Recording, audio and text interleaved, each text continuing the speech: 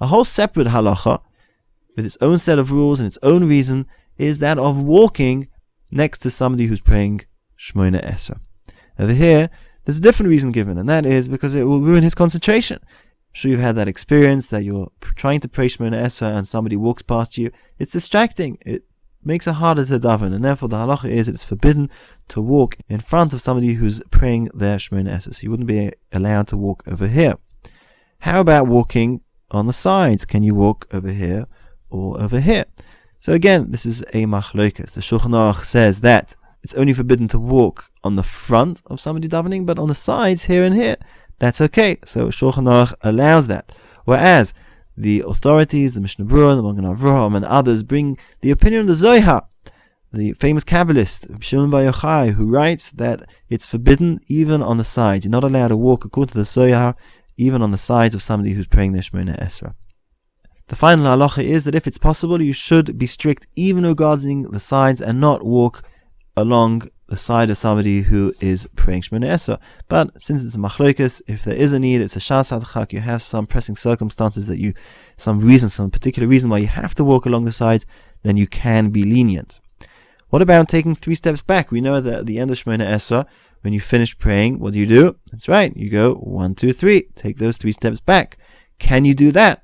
So no, you can't. If you're in front of somebody who's praying Shemona Esra and you finish and you would like to take your 3 steps back, but you turn around and you see that they're still praying, it's forbidden to take the 3 steps back. Why? Because taking 3 steps back is like walking in front of them. We just learned, open halacha and Shulchan Aruch, you're not allowed to walk in front of the person who's praying. So you wouldn't be allowed to take 3 steps back if the person behind you is still praying. Now, what about this area over here? Okay, on the sides, diagonally in front to the left or to the right. In other words, you're not standing directly in front over here, but you're on the side, let's say here or here, and you finish your Shemona Esra, you'd like to take 3 steps back. Is this area diagonally in front considered to be like the front or not? So this again is a machlokas, the Magen Avraham versus the Eli Rabbah. The Magen Avraham is machmir and considers diagonally in front to be as the front, whereas the Eli Rabbah says no, it's considered to be like the sides. So if you're standing praying over here and you want to take 3 steps back, you can only do so if it's a shas hadchak, you have some pressing need to do so. But otherwise, you should be strict. Now, what is very interesting is the chiddush of the Chazon Ish, and he said as follows. Let's say you're standing directly in front of the person davening Shemona Esra. Okay, you're standing over here, person davening is right behind you over here, and you want to take your 3 steps back. So until now we said, well, you can't. The Shulchan Aruch says you can't take 3 steps back. It's like walking in front of him. But what would be if you took 3 steps back to the side like this, instead of going straight back like that? No, you went diagonally over here. Is that okay? The Chazon Ish had a chiddush, and he said that has the status of the sides, diagonally in front, which we said that Eli Rabbah was lenient about. And therefore, the Chazon Ish said that just like over here, if you're standing on the side over here, you can take 3 steps back b'sha'as hadchak. Also, if you're standing directly in front, as long as you move to the side when you take your 3 steps back and you go like that, that's also okay b'sha'as hadchak. So if you find yourself standing right in front of somebody who's davening Shemona Esra and you have some need to leave, you have to take your 3 steps back, you would not be allowed to go like that straight. What you should do is go diagonally to the side. This goes a stage further. Sometimes by your being strict and not taking 3 steps back, you actually ruin the concentration of the person behind you, because he senses you're constantly looking at him, right? He feels very uncomfortable that he's keeping you from leaving, from finishing, and it's actually ruining his concentration. Remember, the whole halacha that you can't take 3 steps back is because you're ruining the concentration. But sometimes it can be exactly the opposite can happen, that by not taking 3 steps back, you ruin the person's concentration because he feels that he's keeping you and he doesn't like that. So if you do notice that by you're not taking 3 steps back, you're disturbing the person behind's concentration, as he feels uncomfortable keeping you, it is considered a shas hadchak, say this for him, and you can rely on the Eli Rabbah and do this trick of the Chazon Ish, which is to take 3 steps diagonally to this side. What about if there's a separation between you and the person davening Shemona Esra?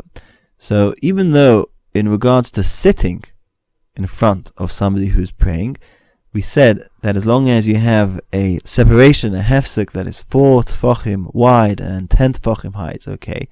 Over here, when it comes to the halachas of walking next to somebody or in front of somebody who's davening Shemona Esrei, this separation is not enough.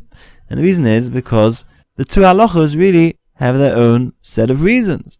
The reason why you can't sit in front of the person who's davening Shemona Esrei is because it doesn't look right. He's being Mekabel Ol Malchus Shemayim, and you're just sitting there casually. It doesn't look right. So he said, as long as there's separation, that's okay, because it doesn't look so bad anymore. But in regards to taking 3 steps back or walking in front of somebody who's davening Shemona Esrei, there the reason is different.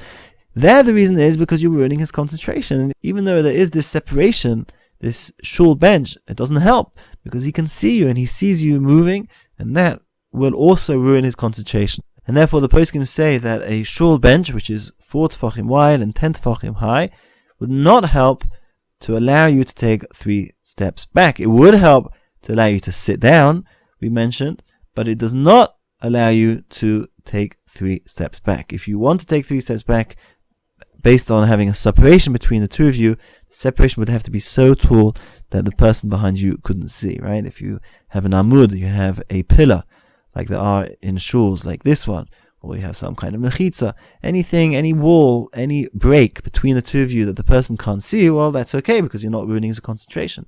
But otherwise, if it's just 10 tefachim high, that is not sufficient to take 3 steps back. So let's get into some practical cases. And the 2 questions that come up that people ask is, what about using the bathroom? Okay, I need to use the bathroom. I finished my Shemona Esrei, I'd like to be excused, and I'm stuck here because the person behind me is still davening Shemona Esrei. Can I walk past him in order to go to the bathroom?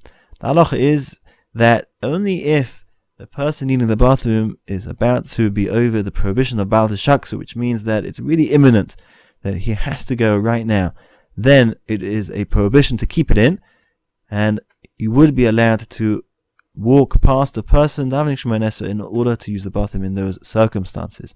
Of course, this would only allow you to walk to the bathroom. It would not allow you to walk past people davening on the way back, right? There's no Baal Teshaksu in walking back when you finish the bathroom. The heta, the leniency, is only walking to the bathroom. And again, it's only if you're so desperate that it's going to be Baal Teshaksu if you keep it in any longer. Another common question is, what about if I'm on my way to do a mitzvah? Let's say I've just come to shul and I'm late and they've already started davening, and I need to get to my seat. I have my sitter there. I have a special place that I daven, my fixed place, my mokum kavua, and I'd like to walk past all the people in shul to get to that place. Okay, I'm not doing this stum for no reason. I'm doing this because I have a mitzvah to go to. Is that okay? So believe it or not, the halacha is that you are not allowed to walk past somebody even to do a mitzvah. If it's a mitzvah derabim, you have 9 other men waiting for you, then already you can be lenient. But just your own private mitzvah, you like to daven, that is not enough to allow walking past people davening Shemona Esrei.